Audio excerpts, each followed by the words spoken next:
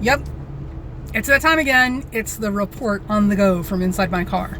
Okay, so in case you're not aware, you haven't figured it out yet, I'm not a huge fan of our current sitting president or anybody associated with him in his cabinet right now, including entire sections of Congress. So with that said, I absolutely will admit that I am driven by my biases as much as anybody else. But in my particular case, my repulsion for this man leads me to pretty much ignore anything going on astrologically with him, because I see him on the news enough. I don't need to obsess over his chart. There's only so much indigestion I can stand in the course of a day.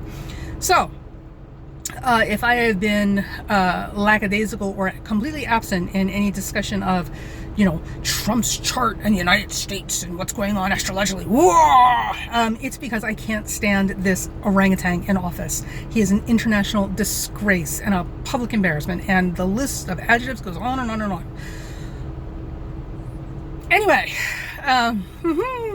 Anyway, a couple of things. So I'm just going to kind of put this out here, and this will probably be like the majority of anything I ever do about this man in video. One, there is some, among a minority of astrologers, myself leading the pack here, there is some disagreement about Trump's actual rising sign.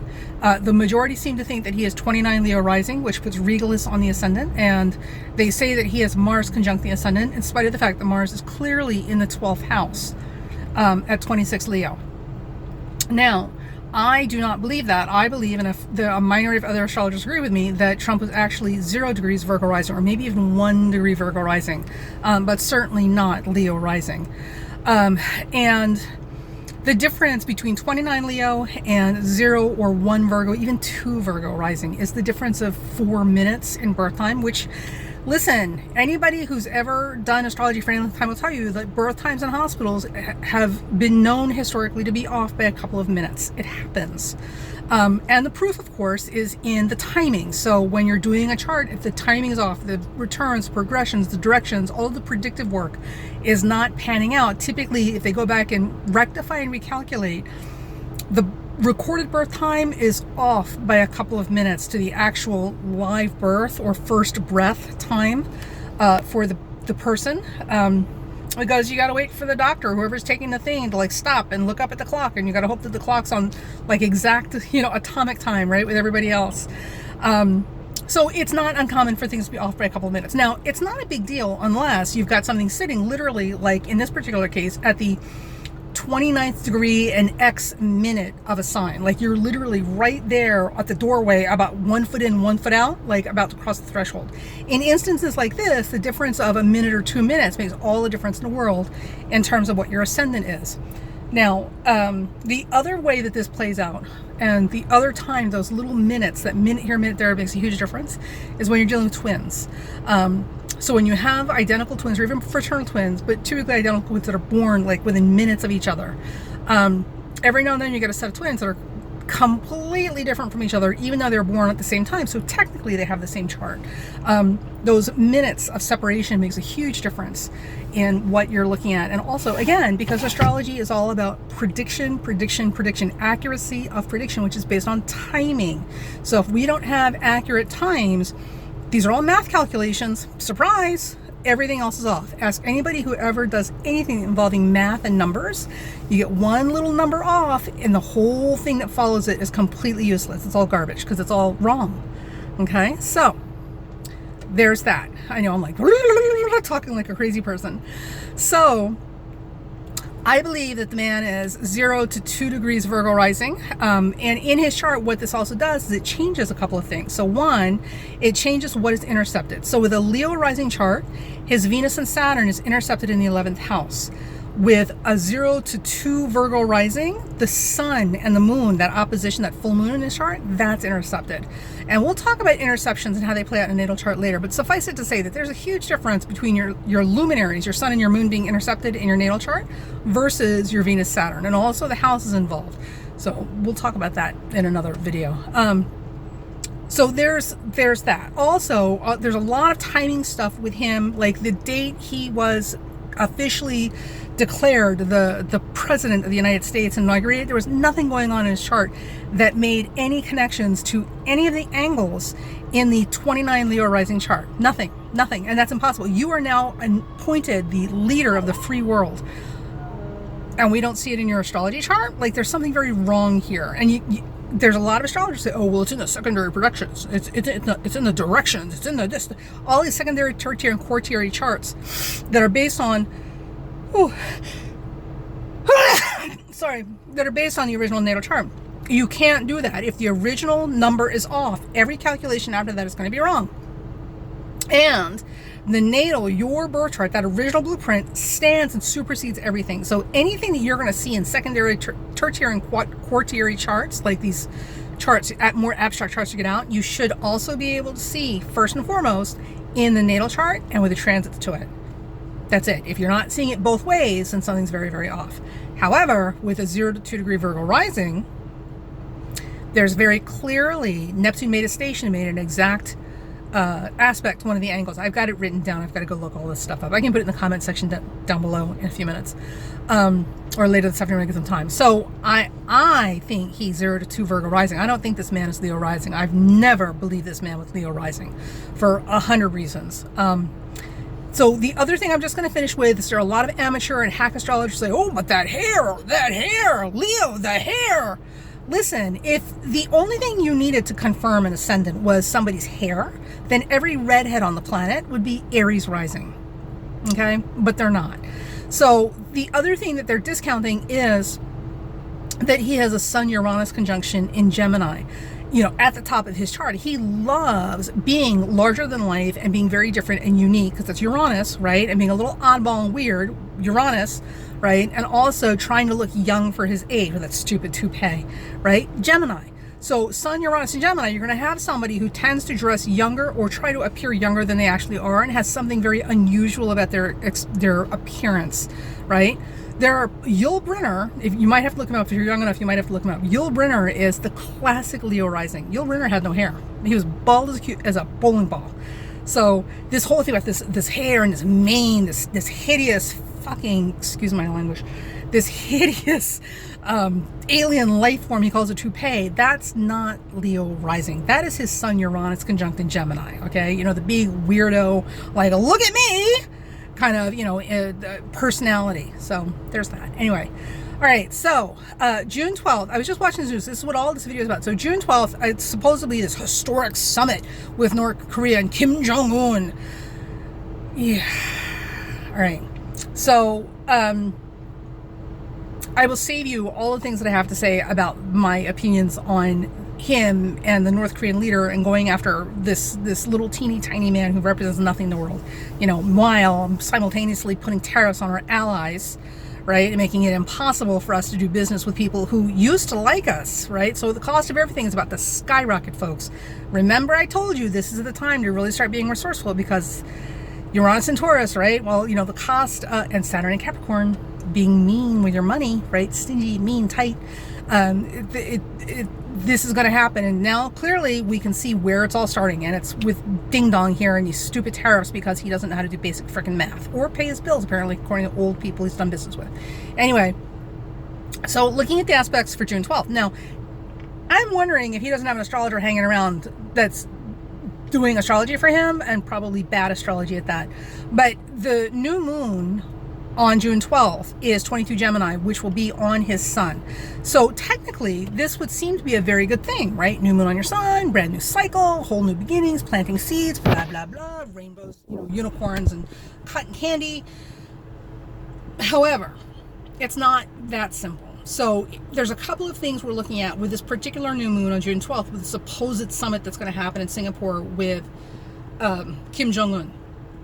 The first thing is the new moon on his sun, Uranus, okay? Which in theory would seem good, but it's not, because Uranus is involved. Uranus is a malefic planet, and Uranus tends to bring upsets and surprises and upheavals, and tends to overturn things, like literally throw the baby out with the bathwater sort of stuff, or overturn, like turning over the apple cart, for lack of better expressions. And also remember, his sun is in an opposition to his moon. He's a full moon baby. So That new moon on that Sun Uranus opposition to his natal moon only means that there's a whole new cycle of crazy coming on, because it's Uranus and the full moon. So it literally is going to be a wild card, an anything goes sort of game, and it's going to be him. It's not going to be Kim Jong-un we have to worry about. It's going to be him.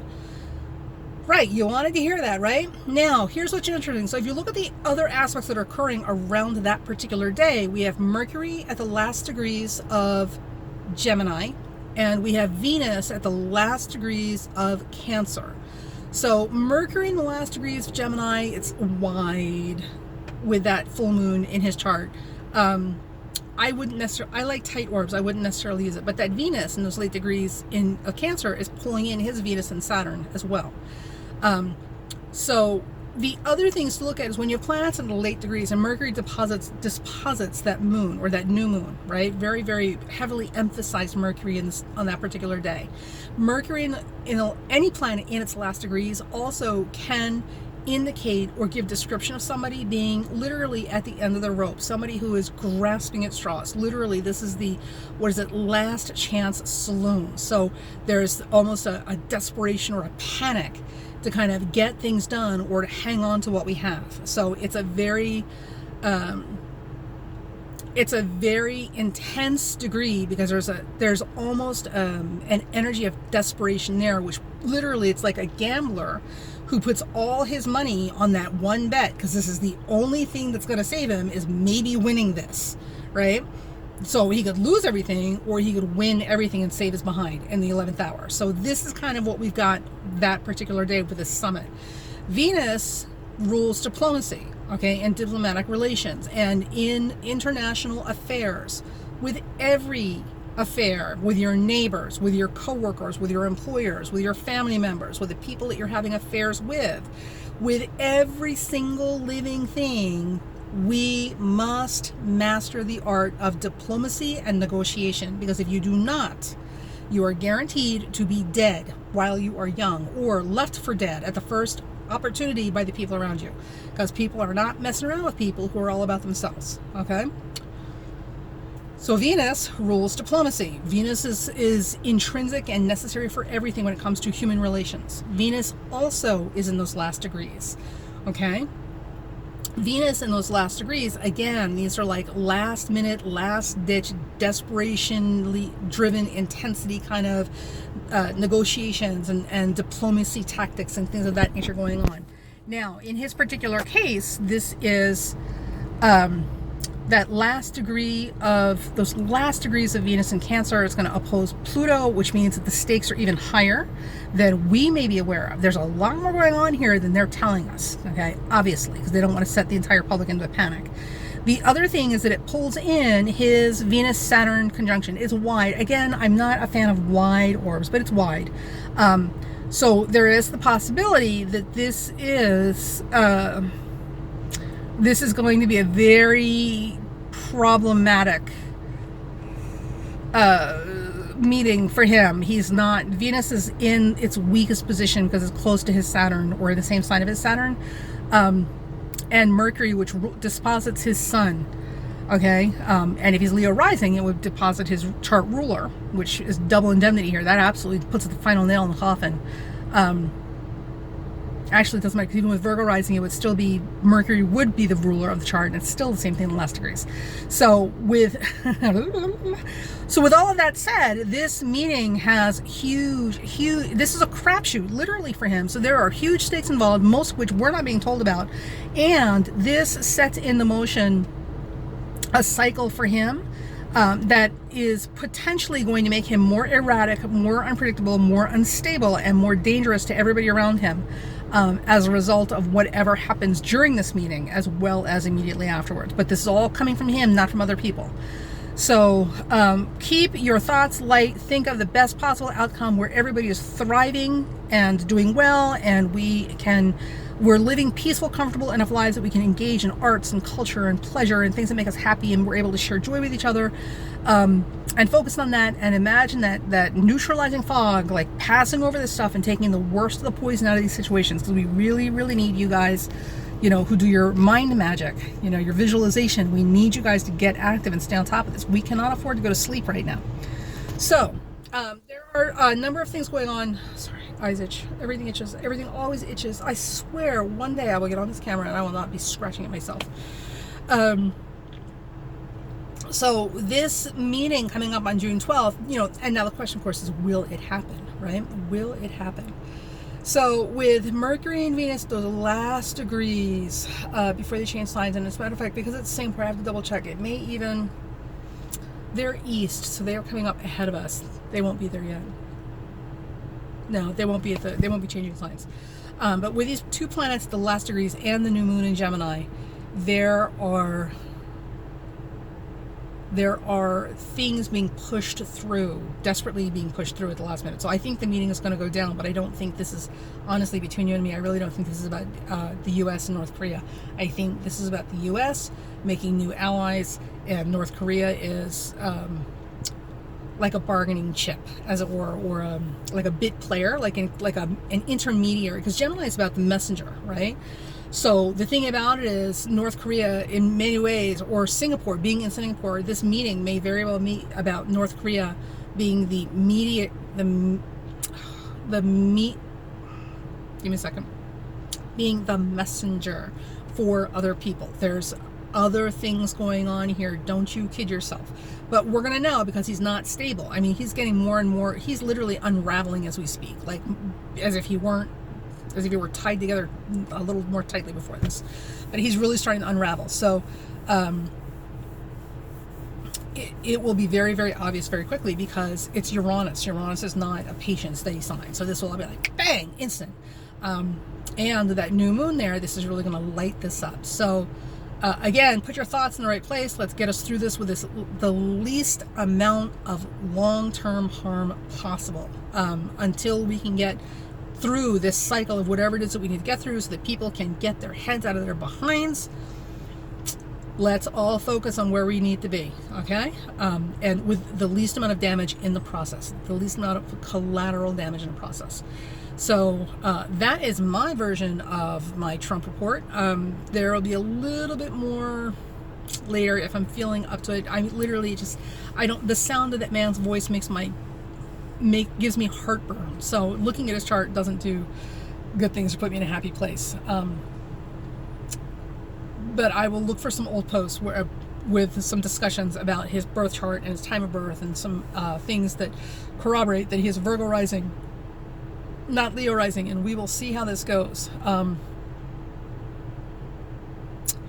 Yeah. Not digging it, kids. Not digging it. So we'll see. We'll see. All right. Talk to you later.